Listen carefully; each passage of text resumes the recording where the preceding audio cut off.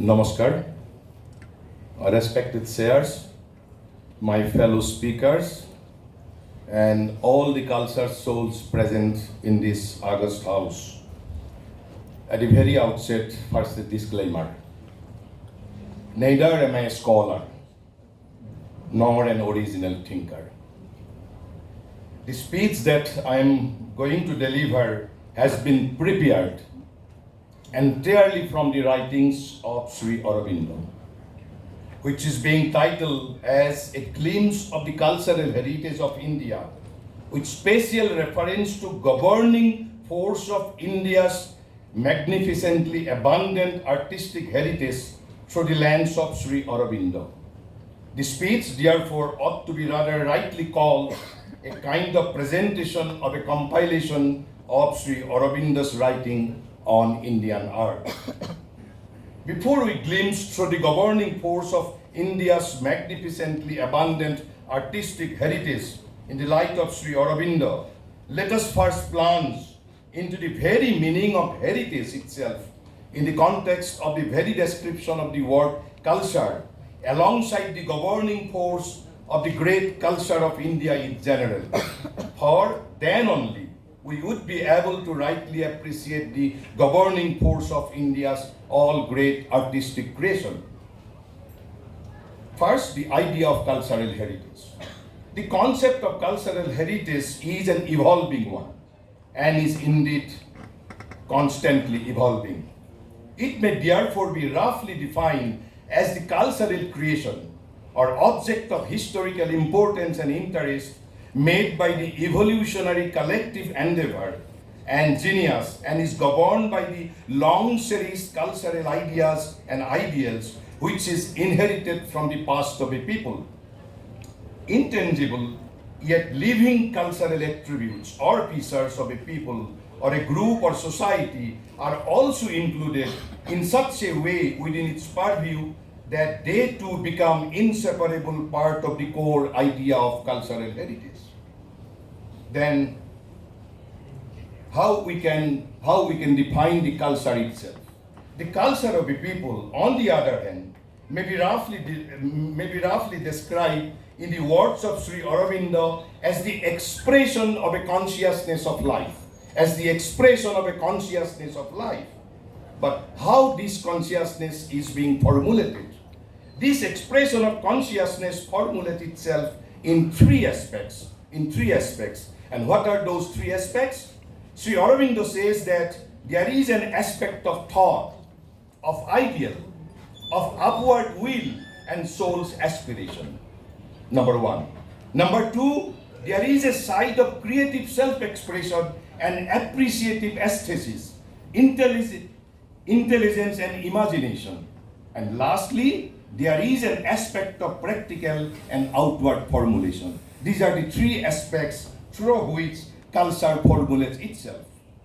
Then the philosophy of a people gives us its mind's formulation of its consciousness of life and its dynamic view of existence.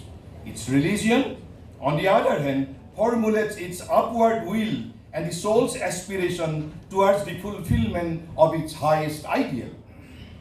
Its creative expression, impression of its intuition, imagination, creative intelligence, etc. are formulated by art, poetry, and literature.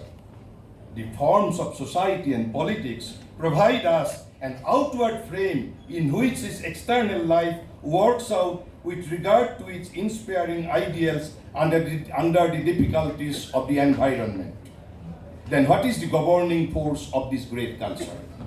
Let us now then turn with the words of Sri Aurobindo towards the fundamental governing force of this ancient, yet great and magnificent and eternally living Indian culture before we glimpse through the governing force of its artistic creation.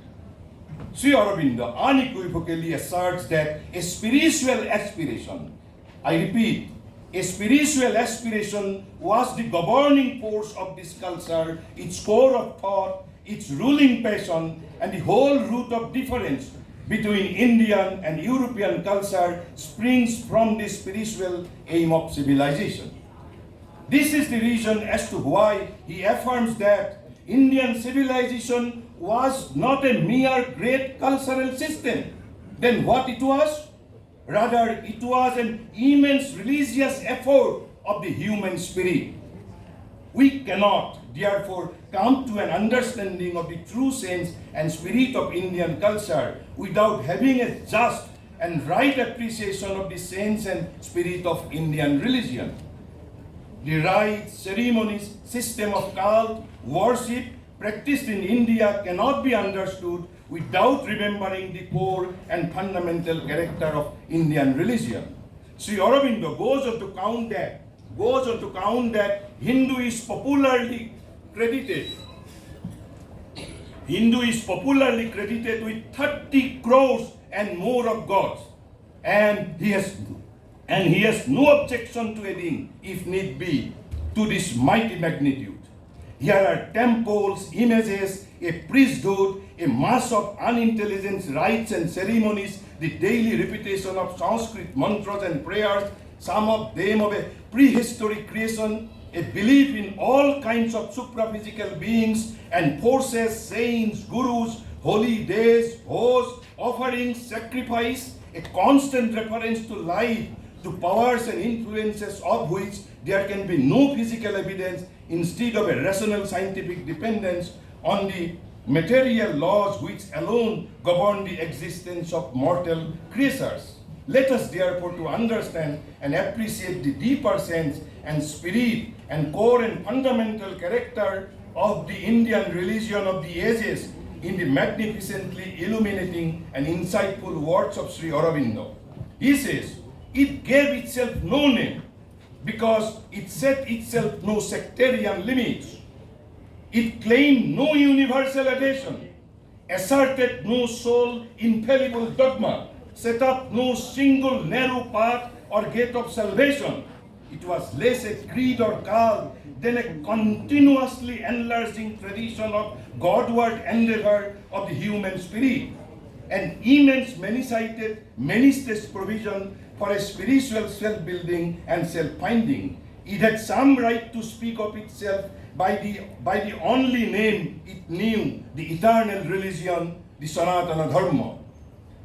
According to him, Indian philosophy is an organized intellectual theory and ordering of intuitive perception of all that is the soul, the thought, the dynamic truth, the heart of feeling and power of Indian religion. We arrive therefore at the heart and core of Indian religion as soon as the Indian spiritual philosophy is put into action and experience. Sri Aurobindo says that Indian culture recognizes the spirit as the truth of our being and our life as a growth and evolution of the spirit. He continues, it sees the eternal, the infinite, the supreme, the all. It sees these as the sacred highest self of all. This is what it calls God, the permanent, the real, and it sees man as soul and power of this being of God in nature. He asserts that the progressive growth of the finite consciousness of man towards the self, towards God, towards the universal, the eternal, the infinite. In a word, his growth into spiritual consciousness by the development of his ordinary ignorant natural being into an illumined divine nature. This is for Indian thinking the significance of life and the aim of human existence. Under the backdrop of the governing force of this great culture as discussed and understood from the writings of Sri Aurobindo, let us now move on to glimpse through the governing force of India's magnificently abundant hieratic artistic heritage of architecture, sculptures, and paintings. According to Sri Aurobindo, all great artistic work proceeds from an act of intuition. They are not really an intellectual idea or a splendid imagination. In fact, intellectual ideas, imaginations are only mental translation of the very act of intuition. All artistic work is therefore a direct intuition of some truth of life or being, some significant form of that truth, some development of it in the mind of man. the highest business of Indian art, according to Sri Aurobindo, is to disclose something of the self, the infinite, the divine, to the regard of the soul. It is to disclose the self through its expression. It is to disclose the infinite through its living finite symbols. It is to disclose the divine through his powers. But where these are to be revealed, the Godheads are to be revealed. The Godheads are to be luminously interpreted, or in some way they are to be suggested to soul's understanding and to its devotion, or at the very least to a spiritually or religiously aesthetic emotion.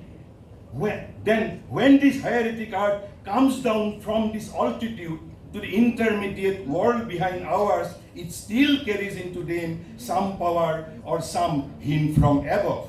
What happens when it comes down to the material world and the life of man and the things of external nature?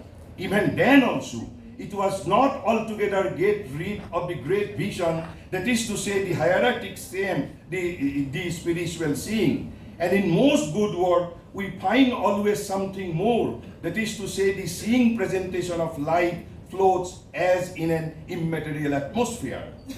Then how then life is seen in this artistic creation? Life is seen in the self, or in some suggestion of the infinite, or of something beyond, or there is at least a touch and influence of these which help to shape the presentation. There are in India artistic creations of moments of relaxation, of humors and vivid play with the obvious. So all Indian artistic work is not of this type. It is not that all artistic creation realizes this ideal as stated above. In fact, we have plenty which falls short, which is lowered and ineffective, even debased. But it is the most characteristic influence and execution which give its tone to an art by which we must judge.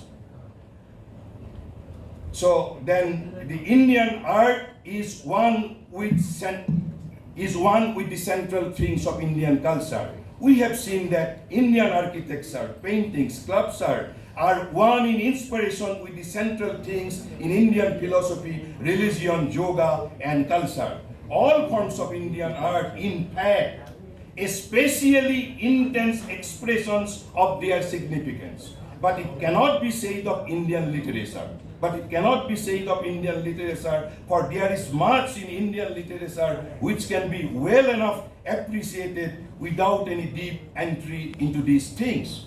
Sri Aurobindo therefore sums up that Indian art has been very largely a hieratic aesthetic script of India's spiritual, contemplative and religious experience. It is in fact identical in its spiritual aim and principle with the rest of Indian culture. If we ignore this distinctive character of Indian art, we will surely fall into total incomprehension and into mass misunderstanding. With my gratitude to Sahitya Akademi, I finally conclude here. Namaskar and thank you to all.